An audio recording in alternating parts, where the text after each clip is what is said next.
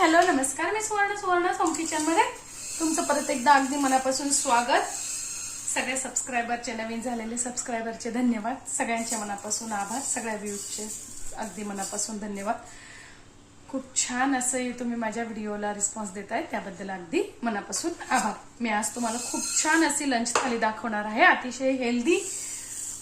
तर त्यासाठी मी इथे घेतलेली आहे 1 वाटी मुगाची डाळ। ही मुगाची डाळ सालीची आहे, हिरवी मुगाची डाळ आहे आणि सालासह आहे।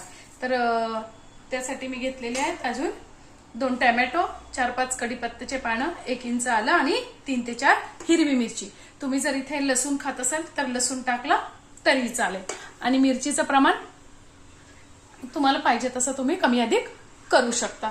हे छान आपल्याला मिक्सरवर बारीक करून घ्यायचं आहे आणि डाळ 3 ते 4 पाण्याने स्वच्छ धुवून, आणि जितकं पाणी आपल्याला म्हणजे जितकं घट्ट पातळ हवा असेल मुगाचं वरण तितकं पाणी आपण त्यात घालून घ्यायचंय आणि 3 शिट्ट्या कुकरला करून घ्यायच्या आहेत। 3 ते 4 पाण्याने स्वच्छ धुतल्यानंतर आपल्याला त्यात टाकून घ्यायची आहे थोडीशी हळद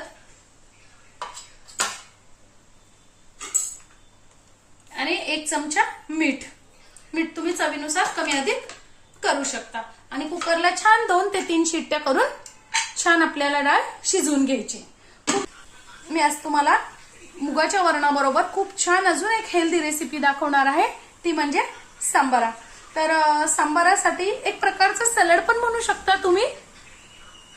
हे गुजराती स्टाईलने आज आपण बनवणार आहोत।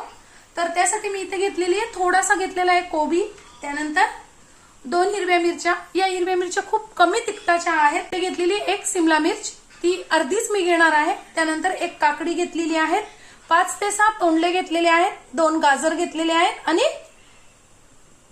थोडीशी घेतलेली मी इथे कैरी। जर तुम्ही कैरी घालणार नसाल किंवा कैरी आपल्याकडे जेव्हा अवेलेबल असेल तेव्हा कैरी घालायची, आणि जेव्हा कैरी नसेल त्यावेळेस तुम्ही अर्ध लिंबूही पिळू शकता। तर हे छान मी आता चॉपर मध्ये बारीक करून घेणार आहे। तुम्ही किसून पण घेऊ शकता। तुम्हाला यातली एखादी भाजी आवडत नसेल तर तुम्ही ती स्किप केली तरी चालेल, किंवा मग एखादी आवडत असेल अजून याच्यात ऍड केली तरी चालेल।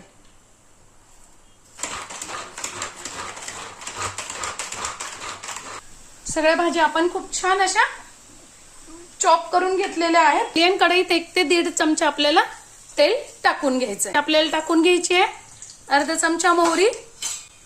मोहरी ऑप्शनल आहे, टाकायची असेल तर टाका, नाही टाकली तरी चालेल। अर्धा चमचा जिरं, अर्धा चमचा टाकून घ्यायचा हिंग, चॉप करून ठेवलेल्या भाज्या। गॅस मोठाच ठेवलेला आहे। आपल्याला फक्त 2 ते 3 मिनिटच फक्त आपल्याला ह्या भाज्या परतून घ्यायच्या आहेत, कच्च्याच ठेवायच्या आहेत, खूप नाही शिजवायच्या। मी अर्धा चमचा मीठ टाकलंय, तुम्ही चवीनुसार कमी अधिक करू शकता।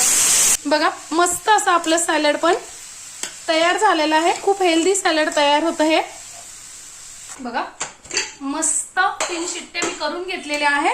आपली डाळ खूप छान अशी शिजलेली आहे, म्हणजे खूप गाळही नाही झालेली आणि खूप म्हणजे कच्ची पण नाहीये, अशी छान अशी आपली डाळ शिजलेली आहे। इथे तुम्ही घोटून पण घेऊ शकता तुम्हाला पाहिजे तर रवीने, नाहीतर अशीच केली तरी छान लागते। मी अशीच करणार आहे।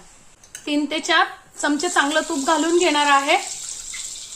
तुम्ही ते तेलही वापरू शकता, पण मी इथे 3 ते 4 चमचे छान तूप घालून घेतलेलं आहे। 1 चमचा टाकणार आहे। तूप टाकल्यानंतर छान जिरे, अर्धा चमचा मोहरी, अर्धा चमचा हिंग आणि थोडासा कढीपत्ता, अर्धा चमचा हळद। ती टोमॅटोची पेस्ट करून ठेवलेली आहे ना, ती घालून घ्यायची।